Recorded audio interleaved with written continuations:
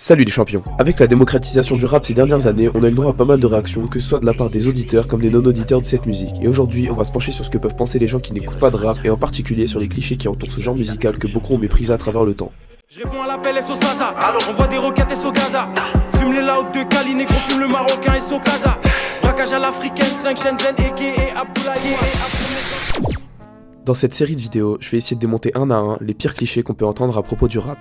Et on va tout de suite rentrer dans le vif du sujet en commençant par le cliché qui dirait que le rap est un art trop violent qui pervertit la jeunesse. Le problème avec ce cliché, c'est qu'en plus de confondre fiction et réalité, certaines personnes confondent violence et colère. Parce que généralement, quand il y a de la violence dans le rap, elle s'inscrit dans de la fiction, comme le dit Caris par exemple dans son interview Click en 2015. J'ai juste envie de donner du bonheur à ceux qui viennent écouter, ceux qui comprennent que c'est du divertissement, tu vois ce que je veux dire? J'ai envie de leur donner du bonheur et j'en prends aussi, hein, tu vois, c'est donnant-donnant. Caris est bien clair ici sur le fait que ce qu'il dit et ce qu'il fait dans ses clips est bien du divertissement et non la réalité. Et pour ceux qui diraient que les plus jeunes n'arriveraient pas à faire la distinction entre la fiction et la réalité, c'est sûrement vrai, mais dans ces cas-là, ce n'est pas aux rappeurs de se censurer, mais bien aux parents des enfants de vérifier ce qu'ils écoutent. Il existe d'ailleurs pour ça un label qui s'affiche à l'écran et qui prévient du contenu explicite présent dans l'œuvre, et qui peut se trouver sur une pochette d'album ou au début d'un clip. Et ces histoires peuvent aller encore plus loin, avec l'exemple d'Orelsan qui avait été poursuivi en justice en 2009 pour cause de son morceau Sale pute. C'est un morceau aux paroles assez fortes qui met en scène un homme ivre qui vient d'apprendre que sa copine le trompait, et dans lequel, pris de rage, il va l'insulter et lui souhaiter un tas d'atrocités. Je te déteste, je veux que tu crèves lentement.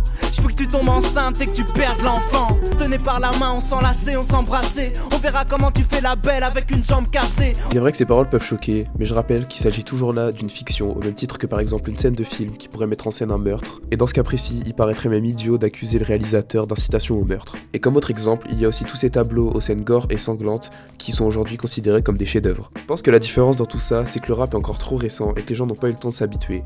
Il y avait par exemple les mêmes polémiques autour des mangas il y a 40 ans. Et aujourd'hui, on n'entend plus personne dire que tel ou tel manga est trop violent ou pas adapté pour la jeunesse. Et parce qu'il y a tout le temps de la violence dans l'art, je pense que c'est une question de temps avant que le rap se fasse sa place au milieu des exemples cités précédemment.